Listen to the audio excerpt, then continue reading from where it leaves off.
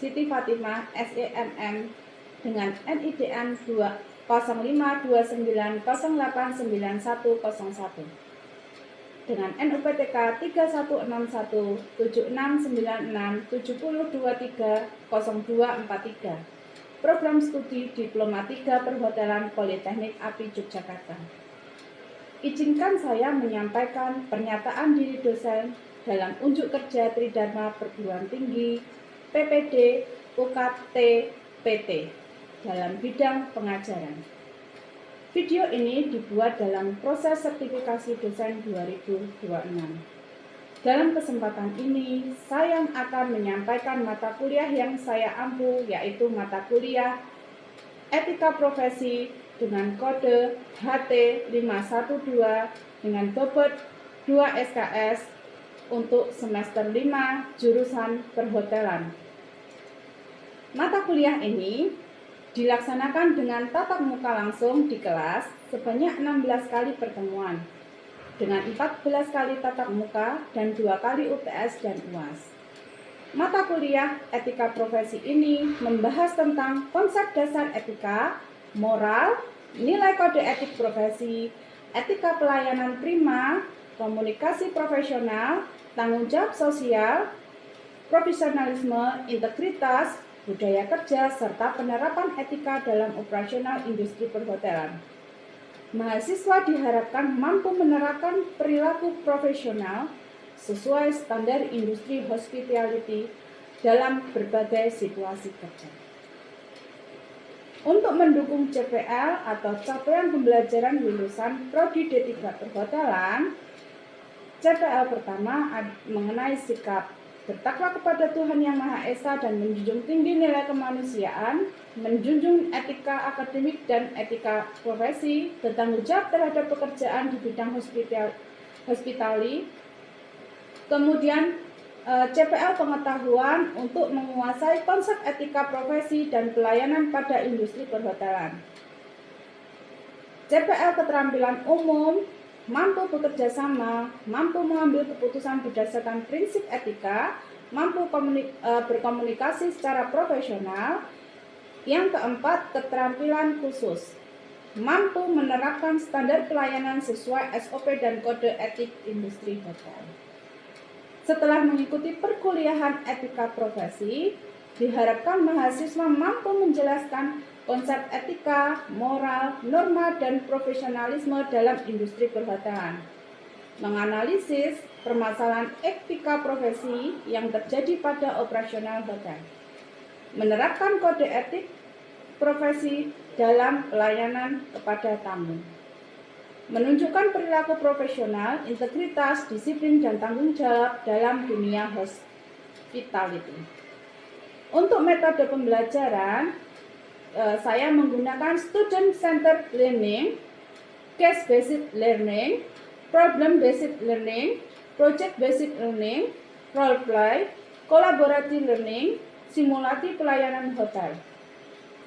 Untuk materi pokok pembelajaran yang saya gunakan untuk mata kuliah etika profesi, yang pertama ada dasar etika profesi, profesionalisme dalam industri perhotelan, kode etik profesi perhotelan, pelayanan prima, komunikasi profesional, dilema etika dan pengambilan keputusan, etika lintas budaya dan etika digital, penerapan etika pada operasional hotel, tanggung jawab sosial dan berkelanjutan, analisa kasus pelanggaran etika. Ketentuan penilaian, kehadiran dan partisipasi 10%, kuis 10%, tugas individu 15%, tugas kelompok atau presentasi 15%, project role play 20%, UTS 15%, UAS 15%. Untuk luaran mata kuliah etika profesi, yang pertama menjelaskan konsep etika di industri hospitality. Kemudian yang kedua mengidentifikasi pelanggaran etika dan operasional hotel. Yang ketiga menyelesaikan kasus etika menggunakan prinsip profesionalisme. Yang keempat menampilkan perilaku profesional sesuai standar industri perhotelan. Yang kelima mengimplementasikan kode etik profesi dalam pelayanan kepada tamu secara konsisten. Berikut adalah cuplikan video pembelajaran saya untuk mata kuliah Etika Profesi pada pertemuan keempat. Selamat menyaksikan. Wassalamualaikum warahmatullahi wabarakatuh. Selamat pagi teman-teman semua. Masih semangat ya? Assalamualaikum warahmatullahi wabarakatuh. Waalaikumsalam warahmatullahi wabarakatuh. Di pagi hari ini kita ketemu lagi di mata kuliah Etika Profesi untuk pertemuan hari ini, pertemuan keempat. Sebelum kita mulai perkuliahan hari ini, mari kita berdoa menurut agama dan kepercayaan masing-masing. Berdoa.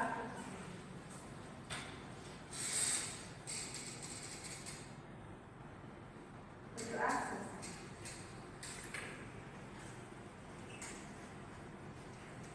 Sebelum kita mulai untuk perkuliahan hari ini, mari kita mereview pertemuan sebelumnya, pertemuan ketiga, tentang mengidentifikasi karakter profesional tenaga kerja hotel. Di pertemuan minggu kemarin, kita membahas tentang profesionalisme dalam industri hotel, bukan hanya ditentukan oleh keterampilan teknis, tetapi juga oleh karakter yang tercermin dalam perilaku sehari-hari.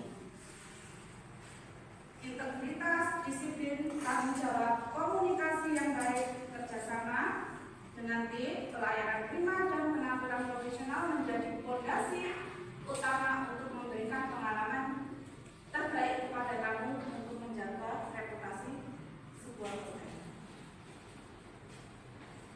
Di pagi hari ini kita akan membahas materi tentang kode etik profesi perhotelan. Untuk capaian pembelajaran mata kuliah hari ini, saya harap mahasiswa mampu menjelaskan konsep kode etik profesi perhotelan serta menerapkan dalam situasi pelayanan di industri perhotelan. Kemudian ada beberapa sub capaian pembelajaran mata kuliah. Ada beberapa. Yang pertama, mahasiswa mampu menjelaskan pengertian kode etik profesi. Yang kedua, mahasiswa mampu menjelaskan tujuan dan fungsi kode etik dalam industri perhotelan. Yang ketiga, mengidentifikasi prinsip-prinsip kode etik profesi perhotelan. Yang keempat, mahasiswa mampu menganalisis pelanggaran kode etik berdasarkan studi kasus.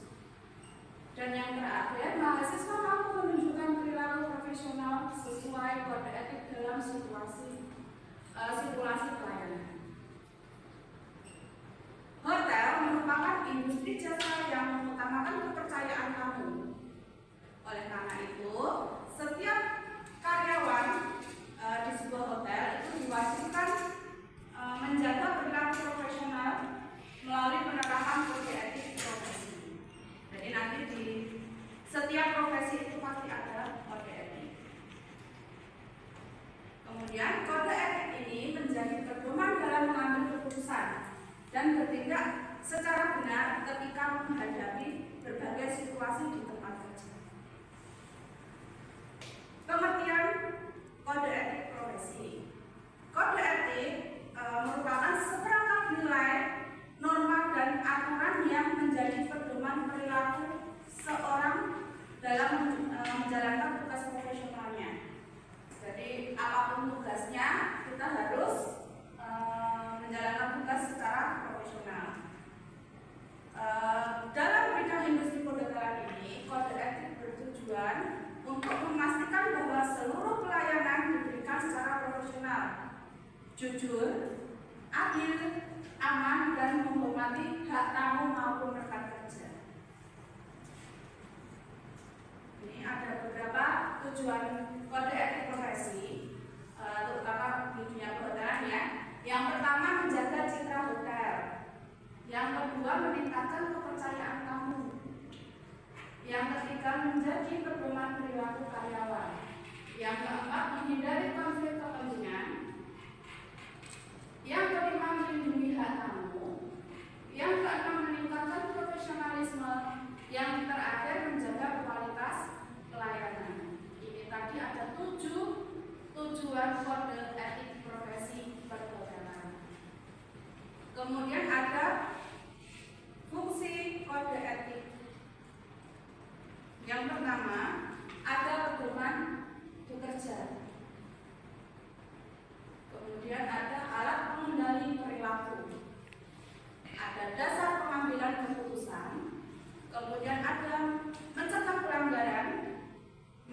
meningkatkan kualitas pelayanan, membangun budaya kerja yang positif. Ini ada beberapa fungsi kode etik nanti yang kita pelajari ya. Kemudian tadi sudah pengertian, kemudian fungsi, sekarang prinsip. Ada beberapa nanti prinsip kode etik yang akan kita pelajari hari ini.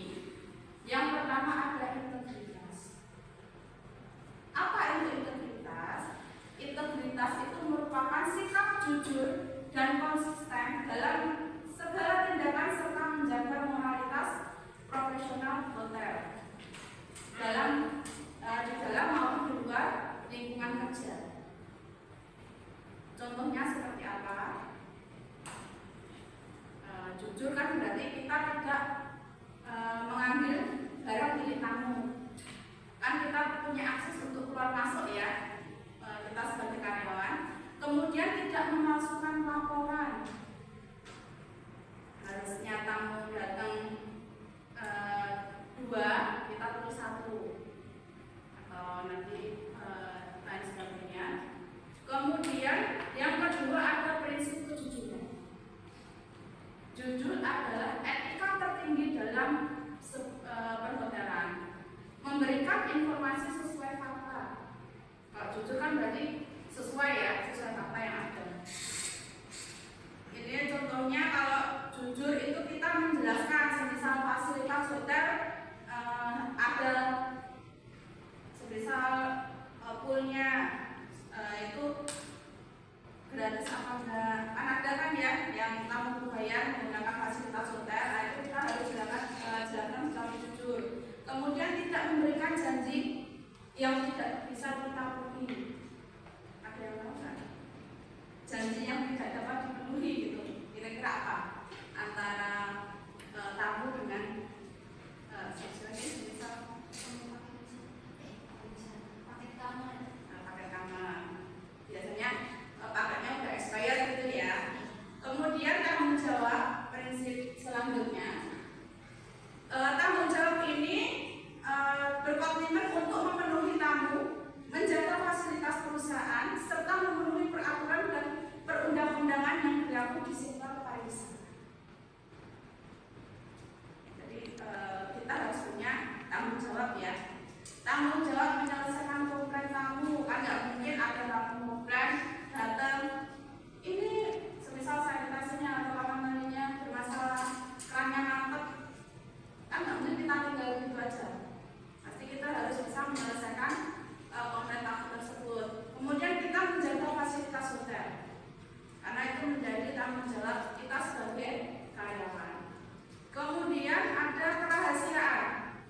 Ini yang penting juga untuk kerahasiaan. Terutama informasi tamu yang harus kita jaga.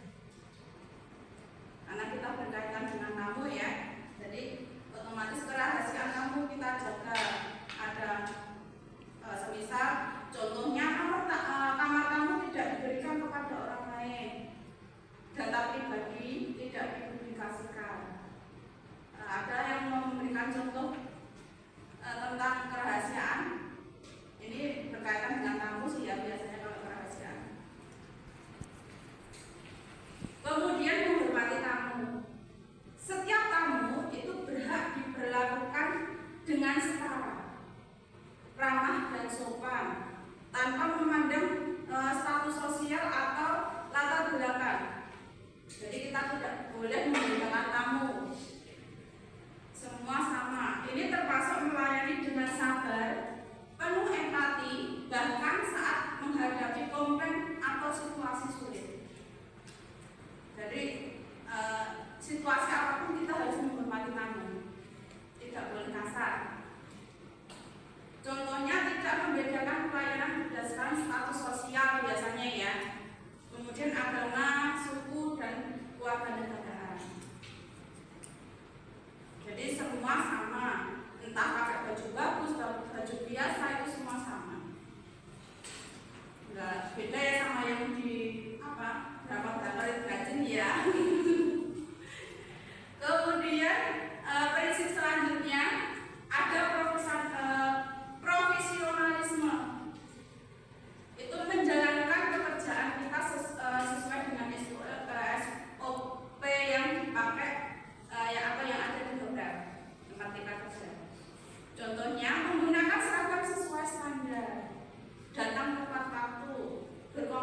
masih secara sopan. Kita kuliah aja pakai seragam kan? Apalagi kita bekerja pasti ada standar SOP-nya di semua bidang. Karena disesuaikan departemen masing-masing. Kan setiap departemen di hotel itu punya standar masing-masing. Kemudian ada loyalitas terhadap perusahaan. Namanya loyal berarti kan apa kalau loyal? Kita loyal terhadap perusahaan. Loyal itu kan kita udah kecintaan sekali, kan? Kita loyal sekali. Nah, itu dengan menjaga nama baik hotel. Dengan cara apa? Dengan tidak menyebarkan informasi internal. Semisal kita sebagai akuntan di sebuah hotel bagian akuntansinya ya, akuntan publiknya. Nah, itu kan data semua perusahaan atau semua data hotel itu kan kita tahu kan keuangannya, dia untungnya berapa perusahaannya. Nah, itu harus kita jaga. Jadi tidak menyebar informasi internal. Kemudian tidak memutar mencemarkan reputasi hotel di media sosial. Sekarang kan eranya digital. Semua sedikit tindakan kita itu pasti di-upload di media sosial dan itu cepat sekali menyebarnya. Nah, kita harus berhati-hati dalam tadi ya, terutama tamu ya. Kemudian ada kerjasama. Hotel merupakan organisasi yang mengutamakan teamwork. Kerjasama teamwork ya. Ini prinsip yang terakhir. Ada kerjasama. Contohnya front office berkoordinasi dengan housekeeping. F&B bekerjasama dengan kitchen. Kemudian apa lagi? Apa?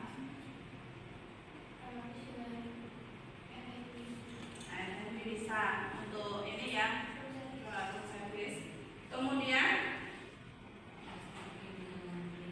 apa? Housekeeping dengan laundry bisa. Ini ada beberapa. Itu tadi prinsip ya, yang terakhir ada kerjasama, prinsip kode etik. Kemudian selanjutnya ada contoh pelanggaran kode etik, mengambil barang tamu. Kemudian apa lagi? Selain mengambil barang tamu, mudah ini. Tadi menyebarkan ya, membocorkan data tamu. Kemudian datang terlambat, itu termasuk pelanggaran kode etik.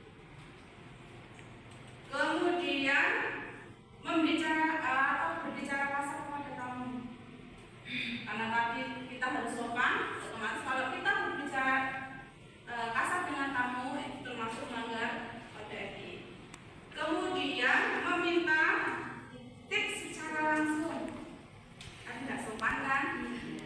Tamu datang, Pak minta tipsnya, nggak mungkin. Kemudian mengunggah foto tamu ke media sosial tanpa izin, karena sekarang ada undang-undang ITE. Jadi kita harus berhati-hati dalam memakai media sosial ya. Kemudian yang terakhir ada menyalahgunakan fasilitas hotel. Walaupun kita karyawan punya akses kemanapun ya, menggunakan fasilitasnya hotel, kita tidak bisa menyalahgunakan. Kemudian ada tadi contoh pelanggaran kode etik. Sekarang dampak pelanggaran kode etik bagi karyawan. Yang pertama, teguran. Kemudian surat peringatan, biasanya SP1, SP2 dan sebagainya ya. Kemudian penurunan jabatan. Kemudian pemutusan hubungan kerja, itu biasanya yang paling fatal ya.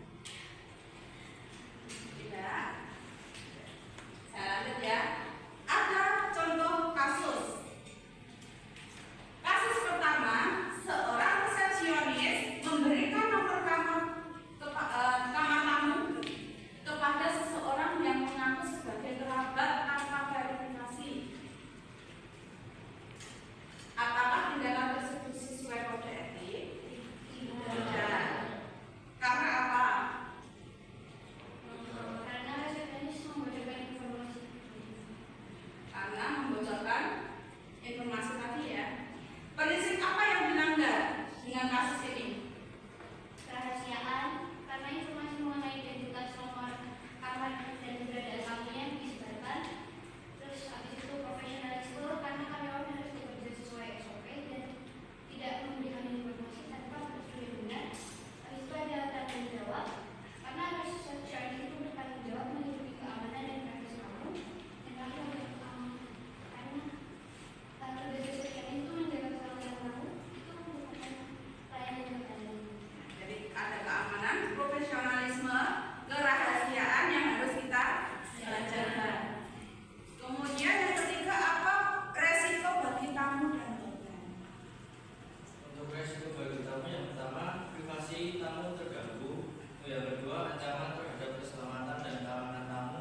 Yang ketiga, kemungkinan terjadi pelecehan atau pencurian. Untuk resiko bagi hotel, kehilangan kepercayaan tamu, reputasi hotel menurun, munculnya keluhan dan tuntutan hukum akibat pelanggaran privasi. Ya, jadi untuk tamu tadi bisa tamunya datang masuk kamar, kemudian barang-barangnya diambil, kemudian untuk hotel sendiri karena menyebarkan tadi orang terkenal ya, terkenal otomatis nanti beritanya langsung tersebar, jadi menjadi resiko hotel reputasinya jadi cepat turun. Kemudian yang keempat, bagaimana prosedur yang seharusnya dilakukan pihak hotel?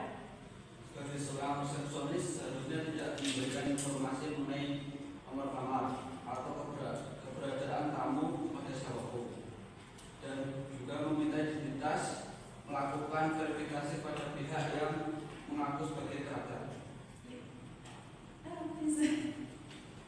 Ya itu tadi untuk apa kasus ya, untuk kasus 1. Kemudian apa yang bisa kita simpulkan untuk perkuliahan kita hari ini?